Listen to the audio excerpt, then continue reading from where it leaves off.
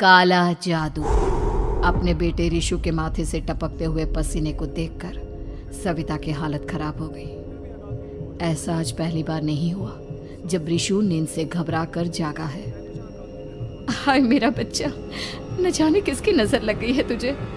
जब से मेरे बच्चे ने 10वीं के एग्जाम में स्कूल टॉप किया है तब से रोज बुरे बुरे सपने आने लगे हैं। हाँ माँ, मैंने आज फिर से एक काले साए को देखा। वो यहीं मेरी आंखों के सामने खड़ा था। माँ मुझे बचा लो माँ। वो मुझसे कह रहा था कि मुझसे बदला लेगा। माँ कहीं ये प्रशांत। चुप कर, कैसी बात कर रहा है? दोबारा उसका नाम मत लेना। तुझे पता है ना, उस प्रशांत ने आत्महत्या कर ली। तो बार बार उसका नाम मत लिया कर। मम्मी, क्या सच में प्रशांत ने आत्महत्या की थी? चुप कर, बहुत सवाल पूछता है आजकल। और फिर रात के वक्त सविता के पूरे घर में एक अजीब सा काला धुआं छाने लगा। गहरी नींद में सोई सविता की जैसे ही आंख खुली उसका दम घुटने लगा। वो दौड़कर रिशु के रूम की तरफ गई जहां उसके दरवाजे पर घूमती एक काली परछाई देख वो बुरी तरह से घबरा गई। कौन है वहाँ? कौन है? सामने आओ। ये मैं हूँ, तुम्हारी काली करतूत।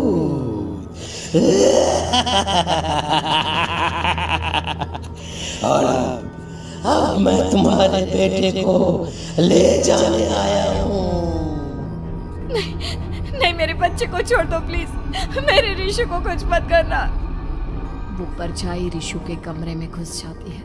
सविता भी उसके पीछे पीछे दौड़ कर जाती है और देखती है कि अब वो साया साफ नजर आ रहा था।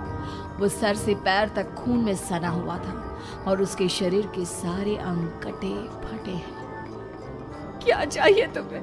तुम जो बोलोगे मैं करूंगी, लेकिन मेरे रिशु को छोड़ दो। उस परछाई ने रिशु को गर्दन से पकड़कर दीवार के सहारे हवा में उछाल दिया। रिशु जोर जोर से चिल्लाने लगा। माँ बचाओ मुझे, बचा लो माँ। ये मुझे मार डालेगा। माँ मुझे बचा लो माँ। नहीं, ऐसा मत करो। मुझे मार दो लेकिन मेरे बच्चे को छोड़ दो। मैं तुम्हारे आगे हाथ जोड़ती हूँ। वो परछाई रिशु को जमीन पर गिरा देती है और अचानक वहां से गायब हो जाती है। रिशु, मेरा बच्चा, तू ठीक तो है ना? कुछ बोल बेटा, क्या हुआ है तुझे? मैं ठीक हूँ माँ। क्या हुआ था यहाँ पर? कुछ नहीं बेटा, कुछ नहीं। तू परेशान मत हो। हम कल ही गांव के बाहर जो तांत्रिक महाराज रहते हैं उनके पास चलेंगे। ठीक है माँ, हम जल्द ही उनके पास चलेंगे। मुझे बहुत डर लग रहा है माँ। ये बार बार मुझे डरावने सपने आना, ये सब हमारे साथ क्यों हो रहा है माँ? अगले दिन सविता अपने बेटे रिशु को लेकर गांव के बाहर तांत्रिक के पास जाती है। जिस जगह पर तांत्रिक रहा करता था वो जगह बहुत डरावनी थी। चारों तरफ कंकाल और भूतियां नजर आ रही थी। गांव से दूर वीराने में उस जगह पर जोर से आंधी चल रही थी। रिशु ने डर कर अपनी माँ का हाथ पकड़ लिया। माँ मुझे बहुत डर लग रहा है। ये कैसी जगह है? देख बेटा, हमारे साथ जो कुछ भी हो रहा है उसका इलाज सिर्फ और सिर्फ ये तांत्रिक महाराज ही बता सकते हैं। अब यही है जो हमें प्रॉब्लम से बाहर निकाल सकते हैं। जैसे ही सविता और रिशु तांत्रिक की झोपड़ी के अंदर पहुंचे, वहां का नजारा देखकर उनकी आंखें फटी की फटी रह गई। तांत्रिक की झोपड़ी के अंदर कई सारे लोग अपनी गर्दन घुमा घुमा कर जोर जोर से चीख रहे थे। कौन हो तुम और यहाँ क्यों आई हो? महाराज, मेरे बेटे को कुछ दिनों से एक डरावनी काली परछाई नजर आती है और कल रात उसने मेरे बेटे पर हमला भी कर दिया।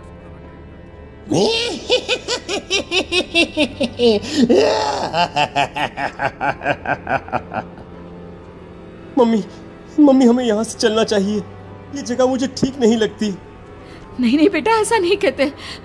रुक जाओ, 2 मिनट के लिए रुक जाओ। क्या कहा? काली परछाई? तुम्हारे बेटे पर किसी काली परछाई ने हमला किया? हाँ महाराज, वो कह रही थी कि वो मेरे बेटे को कुछ कर देगी। कोई उपाय बताइए महाराज, मेरे बेटे के साथ कुछ गलत नहीं होना चाहिए। तुमने किसी दूसरे के साथ गलत किया है। तो तुम्हारे साथ भी गलत होकर ही रहेगा। तुमने किसी की जान ली है, किसी को मार डाला है तुमने।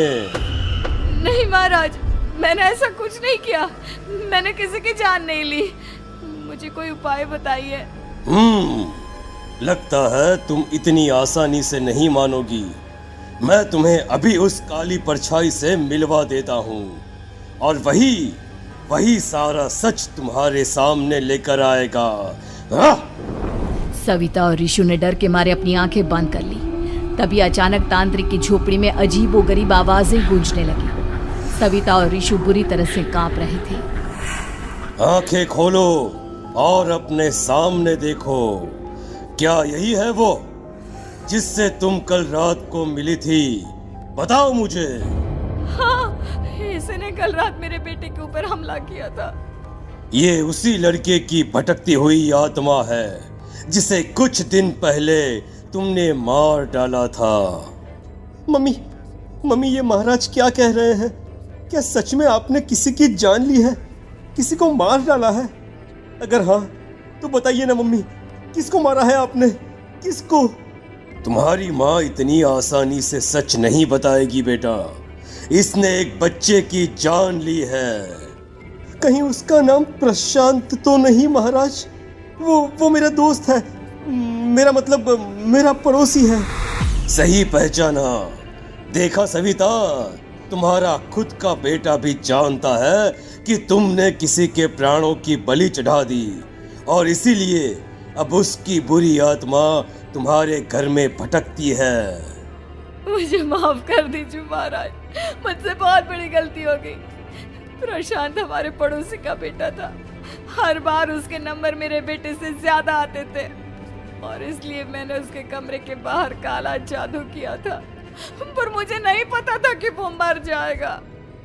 तुम्हारे उसी काले जादू वाली गुड़िया के अंदर एक बुरी आत्मा थी जिसने उस बच्चे के दिमाग पर बुरा असर कर दिया और उसी की वजह से उस लड़के ने अपनी बालकनी से कूदकर आत्महत्या कर ली।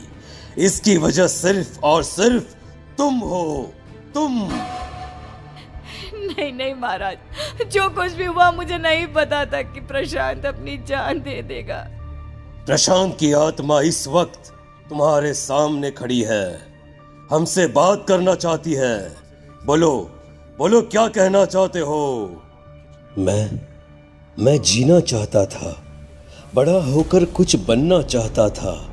आपके बेटे से मुझे कोई परेशानी नहीं थी। अरे वो तो मेरा अच्छा दोस्त था।